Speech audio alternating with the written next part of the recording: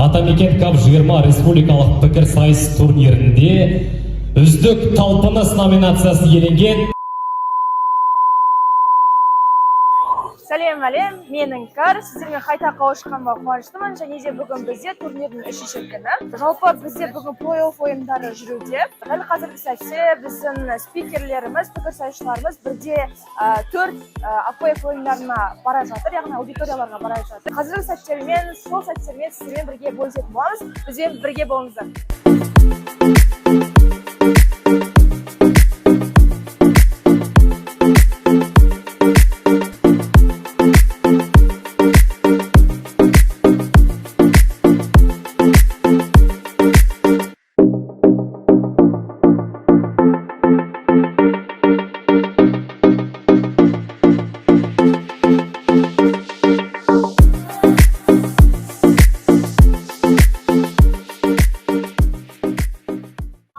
Менің жанымда қазір біздің аға буынымыз Думан мырза. Сәлеметсіз бе, Думан мырза, қалыңыз қалай? Жақсы, шүкір, өздерің қалайсыңдар? Жақсы, керемет. Сіз төреші болып жүрсіз бе қазір сәтте? Иә, төреші. Ойындар қалай болып жатыр? Жақсы, әдемі. Актуалды қарарлар талқыланып жатыр, негізі. Жалпы кеше өткен мырзаның айтуы бойынша ЛД-ның концепциясы, яғни ЛД-ның өзінде іріктеу ойындарының болуы, бұл сіздің ұсынған идея дейді. Кешегі ойындарға қарап, бүгін сіз айта аласыз ба, бұндай идея ақталды ма немесе ақталмады ма деген сында? Ақталды деп ойлаймын. Не үшін? Себебі кейбір жағдайда ЛД-да 1.8-ден кейін ұшып кетеді, 1.4-ке қалып кетеді. То есть спикерлік қабілеті толыққанды көрсетіле бермейді. Ал бұл жерде 3 іріктеу ойында барлық спикерлер 3 мүмкіндік алды ойнауға деген, және қосымша спикерлік балл алды. Соның нәтижесінде ең мықты деген 4 спикер шықты. И сол білім көрсеткіш ретінде жақсы бір ойыншыларды қазір 1-2-ке шықты деп ойлаймын.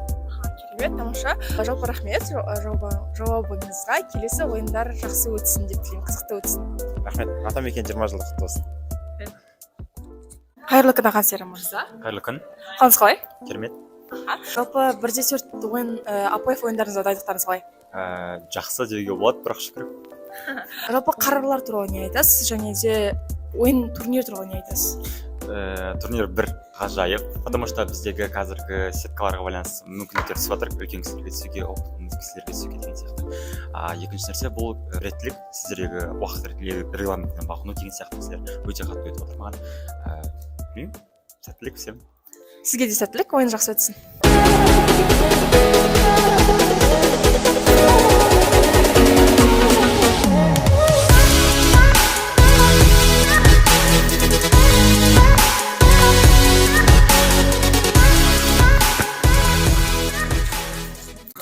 Қалайсыз, төреші мырза? Сәлеметсіз бе, төреші мырза? Ол бізде Серғали мырза. Серғали мырза бізде көрінбейтін қаһарман. Ол турнирдің барлық шаруаларында ұйымдастырушының басында жүреді, бірақ бұны біз турнирдің 3 күнінің соңғы күнінде көріп жатырмыз. Қалайсыз, Серғали мырза? Жақсы, шүкір. Жалпы сізден не сұрайын, турнир қалай болып жатыр деп сұрайын ба? Не сұрайын? Күшті оққан сияқты ғой. Көреміз енді. Қазір бірде 4 ойындарына, иә? Иә. Қарарлар қалай? Қарар актуальны ғой, қазіргі таңда сайлауға байланысты. Қазақстан Республикасына партиялардың коалиция құруына қарсы. Енді актуалды тақырыпта пікірсайыс күтеміз. Бір сұрақ қояйын, мына жерде спикерлердің құлағына алтын сырға. Төреші ретінде не нәрсеге аса қатты мән бересіз? Төреші есе релеванттылыққа, өйткені көп нәрсесі партиялыққа байланысты, саясатқа, экономикаға байланысты отқан кезде Қазақстанмен именно көптеген ұсыныстар ұсынылады, бірақ ол релевантсыз болады. И осы тақырыптың релеванттылығына көбірек мән береміз. Сәттілік, жақсы ойын өтсін, сіздің көңіліңізден шығатындай, 1-4-ке сай болатындай, лайықты ойын өтсін деп тілейміз. Жоғалмаңыз, біз сізді іздейміз. Біз сізді всегда күтеміз. Сау болыңыз. Сәлеметсіз бе? Саламатсыз ба? Жалпы көрермендерге өзіңізді таныстырып өтсеңіз. Менің есімім Азамат. Сулейман Демирев университетінің аға буыны, турнирдің қатысушысы. Жалпы 1-4 АПФ ойындарына шықтыңыз, ойын қалай болды? Қызық, өте жақсы болды. Ойынның қарары да өте қызық. Қарары қызық болған соң, ойын да қызық болды. Жалпы турнир туралы не айтасыз? Турнирдің қарарлары немесе кешегі іріктеу ойындары туралы? Турнир өте жақсы, жоғарғы дәрежеде, именно ұйымдастырушы жақсы. Қарарларда барлығы жақсы болды. Кеше іріктеу ойындары да То есть турнирдің в целом организациясы мықты болғандықтан сәйкесінше өте көп мықты фракциялар да келді. Сондықтан в целом іріктеу қызық болды. Рахмет көп.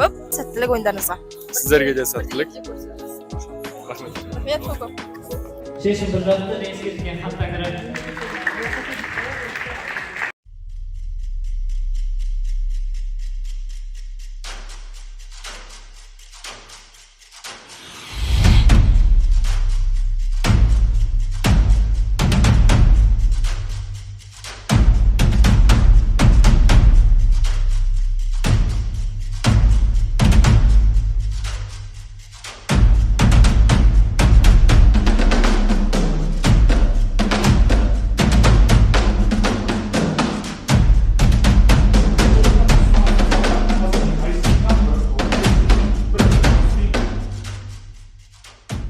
Бүгінгі біздің турниріміздің ұйымдастырушылық тарапында жүрген, таймкипер қызметін атқарып жүрген жас буындарымыз, жас буындарымыздан кішігірім сұхбат алып кетейік. Қалайсыздар? Жалпы турнир қалай болып жатыр? Турнирдің ұйымдастырушысы қалай болып жатыр? Таймкиперлік қызметтесіздер, ұнап жатыр ма? Ойындар ұнап жатыр ма? Турнирден алып жатқан әсерлеріңіз қандай? Соны бір-екі ауызбен айтып кетсеңіздер. Менен түсінгенім уақытты қалайынан дұрыс пайдалану керек екенін түсіндім. Басында жайлап сөйлеп, аяғында әкету керек екен. Ата буындар есейген кезде мынауың вообще жүрмейді екен. Ата буындарда таймкипер болғанда. Сосын мынау бізде андай таймкиперден арнайы бөлім болды. Басқа турнирлерде основном таймкипер любой жерден жүріп алып кете береді шығар. Таймкипер қойған дұрыс екен, ол бағдарламаны кәдімгі реттеп отырады екен. Бір байқап мұндай бағдарламаның реттелуін вообще басқа турнирлерде көрген жоқпын. Жақсы, рахмет. Онда біздің жас буындарымызды ұстамай, өздерінің қызметіне жіберейік. Қазір бізде 1-2 АПФ ойындары және де оның уақытын қадағалап отыратын біздің таймкиперлер жас буындарымыз.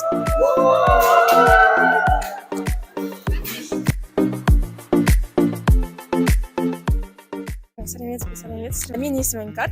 Қазір бізде YouTube блог жүріп жатыр. Алдымен біздің көрермендерімізге өздеріңізді таныстырып өтсеңіздер. Есімім Ержан Жүніс. Осы Қазақ ұлттық педагогика университетінде 2003 және 2008 жылдар аралығында оқыдым. Халықаралық журналистика бөлімінде. Менің есімім Құрманбек Жұмағалиев.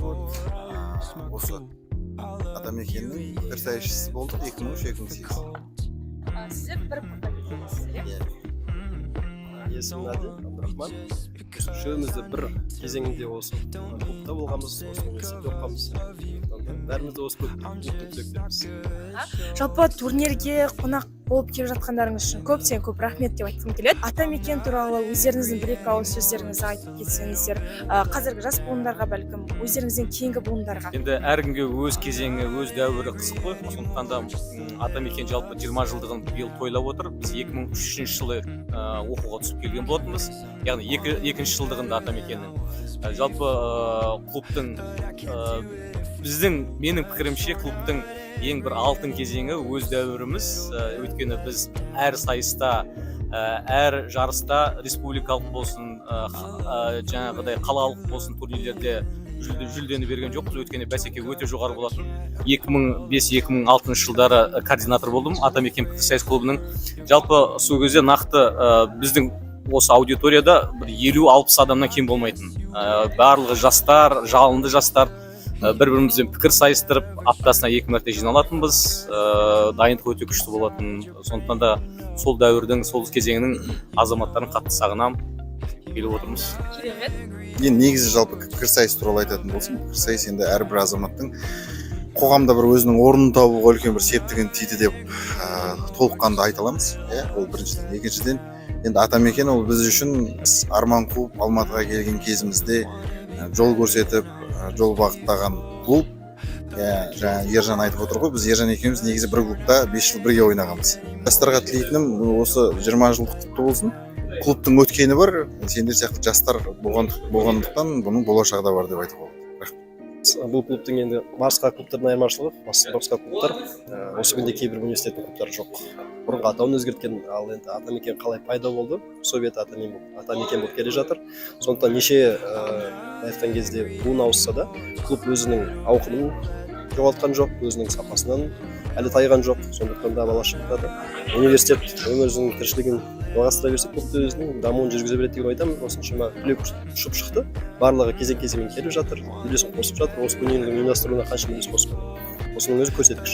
Сондықтан да енді клуб жеке студенттердің жеке тұлғалы дамуына әлі де өзінің үлесін қоса береді.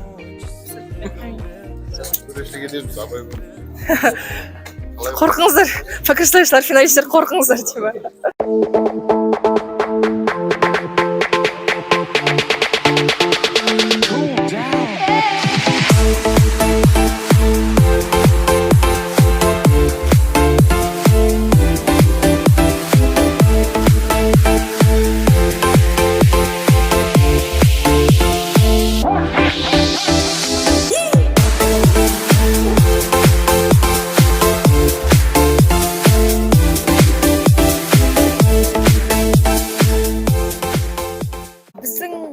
Созылған турниріміз өз мәресіне таяуға жақын. Қазір бізде марапаттау сәті, яғни жабылу салтанаты өтетін болады. Ойыншыларымыз актылы залға келгеннен кейін біздің марапаттау сәті басталатын болады.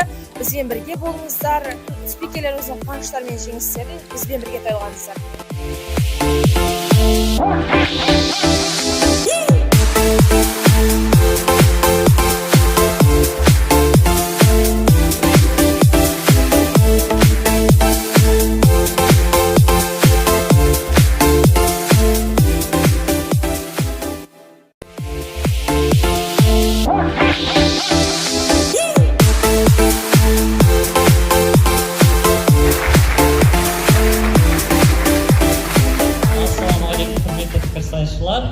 Сіздерді осы 3 күндік турнирдің соңғы марапаттауында көріп отырғаныма көптен көп қуаныштымын.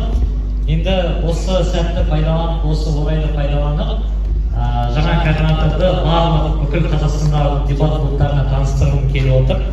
Енді өзімнің координаторлық кезіме қысқаша тоқталатын болсам, өзімнің координаторлық кезімде ерекше атап айтатын болсақ, Шаңырақ Кап деген турнирдің бастамасын бастап кеткен болатынмын.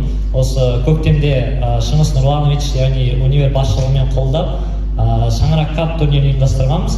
Оның ерекшелігінің бірі атамекендік түлек аға әпкелермен қазіргі атамекендіктер және біз тәрбиелеп жүрген мектептегі пікірсайысшылар барлығымыз бірігіп бір турнир өткізген болатынбыз.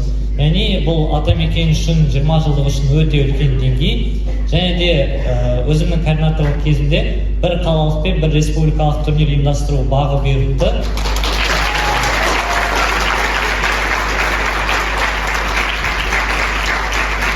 Ендігі келесі координатор таныстыратын болсақ, екінші курс студенті Амангелді Арайлым.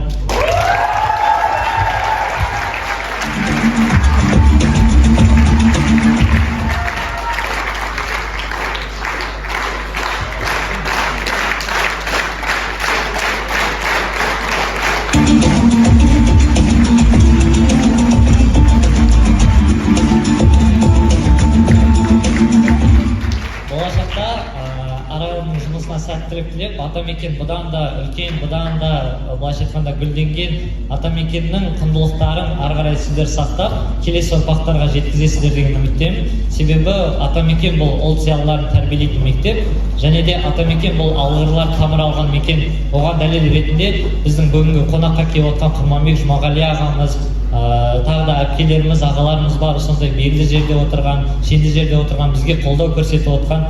Осындай барлық мүмкіндікті пайдаланып, атамекенді ары қарай жоғары деңгейге көтереді деген сенімдемін.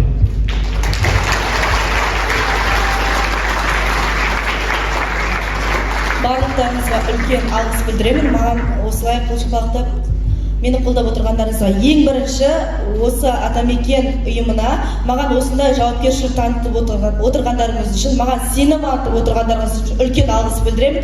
Осы жерде тұрып, мен қатты қобалжығандығым, бірақ осы жерге шыққанда маған сіздердің сенімділіктеріңіз маған үлкен күш беріп отыр. Сол үшін сіздерге үлкен алғыс білдіремін. Атамекеннің білесіздер, қазіргі жағдайы өте жақсы, шарттап, қатындап тұр. Сол себептен мен өзімнің координатор болған уақытында осы жағдайдан алдыға қарай жоғарыға шарттатып атамекенді бірге барлығымыз көтерейік. Көп рахмет сіздерге.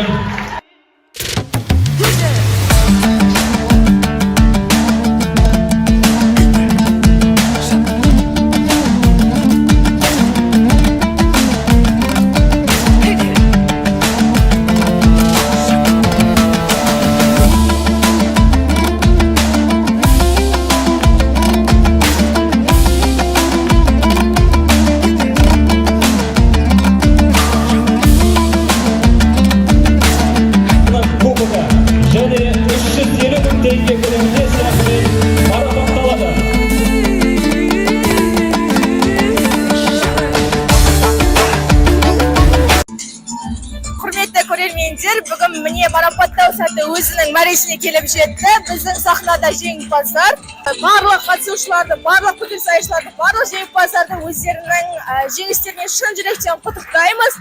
Келесі кездескенше жақсы күндерде, жақсы турнирлерде жолыққанша сау болыңыздар.